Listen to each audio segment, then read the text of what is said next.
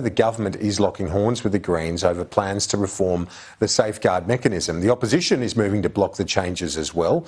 That would see a gradual ratcheting down of emissions limits to meet our targets. Here's a little of the back and forth in question time.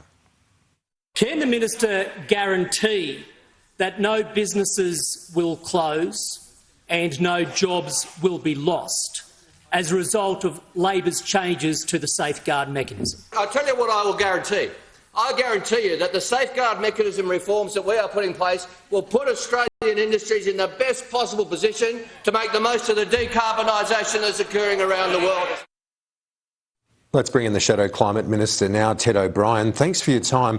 You heard the response from Chris Bowen there to your question in question time. He says it's Australia's jobs opportunity. What is wrong with that argument? Well, it sounds like a slogan to me, Kieran. He didn't answer the question. I asked the minister very clearly, can he guarantee that jobs will not be lost, businesses will not be closed? Yet again, he refuses to answer the question. I'll tell you why. We have found out this week in Senate estimates that the Labor Party actually has not called on Treasury to do the modelling on this. No modelling to date has been done on what this Labor thinks is its signature policy. It will drive up prices for consumers and it puts both jobs and businesses at risk.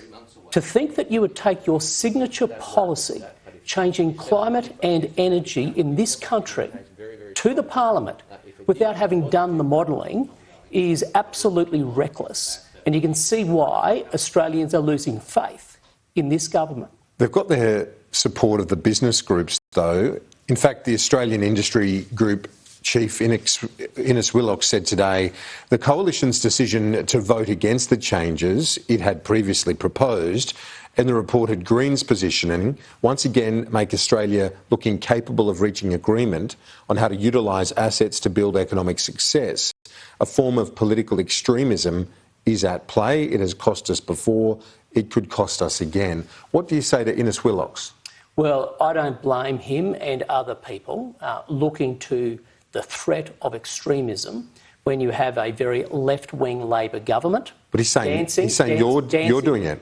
Dancing with the Greens. Now, they have been doing deals since Labor came to government, and it is bad for the economy. Now, when it comes to our position, Kieran, we've been pretty clear. Just to clarify, his criticism is the extremism from the Greens and the Coalition. That's the statement, not the government. He's supporting the government's move. Let me respond. He is talking on behalf of businesses. I have been speaking to individual businesses that will be directly impacted. They are worried that, one, they might have to close their doors. Two, they simply can't get the emissions down. So they will have to pay the tax, which is what it is, and they are going to pass that on to consumers.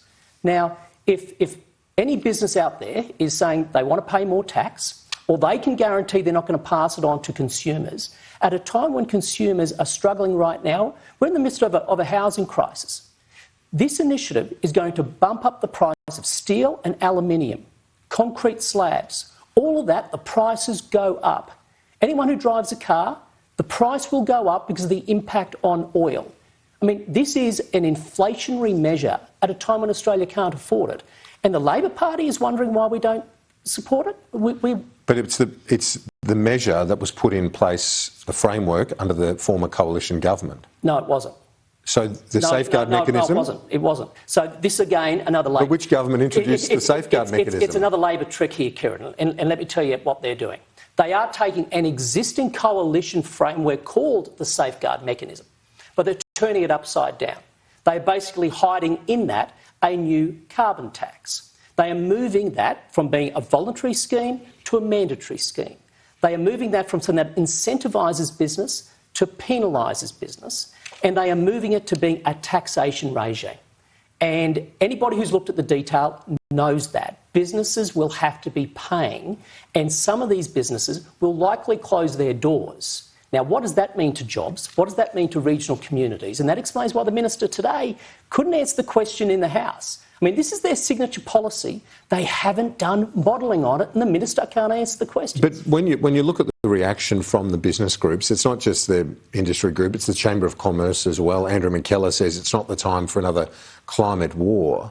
They've got the business groups on side. What are they seeing, or what are you seeing that they're not in the government's approach? Nobody has seen the modelling on this.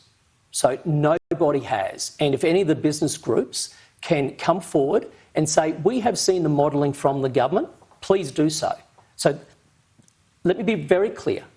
The Albanese government is introducing the biggest carbon tax this country has ever seen, which is going to drive up prices, push down the opportunity for jobs, risk business closures, and it has not done the modelling. But when you say push down the opportunity for jobs, do you look at the counter of that, though, where the industries are creating jobs?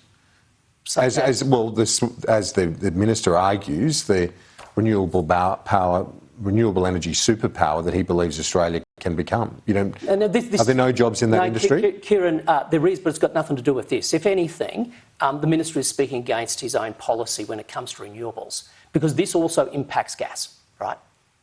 So it impacts gas, prices go higher, gas is needed to help the manufacturing of a lot of the capital that goes into renewables. I mean, all of this is building inflation. This is the problem. Labor, yes, went to the elections saying they were going to change the safeguard mechanism. What they didn't say was they were going to introduce the biggest carbon tax that the world actually has. They're introducing a price which is higher than 8 out of our 10 trading partners. This is going to hurt business, hurt jobs. Ted O'Brien.